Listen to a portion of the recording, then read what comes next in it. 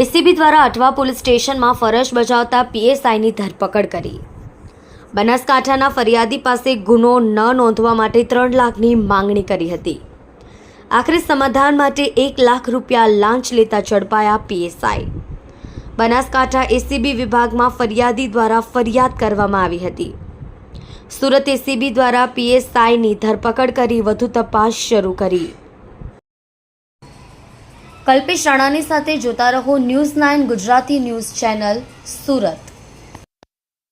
બનાસકાંઠા એસીબીમાં ફરિયાદ મળેલી કે અઠવા પોલીસ સ્ટેશનની અંદર એસીબીના અમારા ફરિયાદીને વિરુદ્ધમાં એક અરજી હોય, જે અરજીના કામે લલિત પુરોહિત નામના પીએસઆઈ અઠવા પોલીસ સ્ટેશનમાં ફરજ બજાવે છે, જેઓ એનું ઇન્વેસ્ટિગેશન કરી રહેલા હતા અને એ અરજીના કામે ફરિયાદી વિરુદ્ધમાં ગુનો રજીસ્ટર નહીં કરવાના આવેજ પેટે પ્રથમ 3 લાખ રૂપિયાની માગણી કરેલી અને રકઝકના અંતે 1 લાખ રૂપિયામાં નક્કી થયેલું, જે 1 લાખ રૂપિયા લેતા આ લલિત પુરોહિત પીએસઆઈ નાઓની અટકાયત કરવામાં આવેલી છે અને તેઓ વિરુદ્ધ આગળની કાર્યવાહી હાથ ધરવામાં આવેલી છે।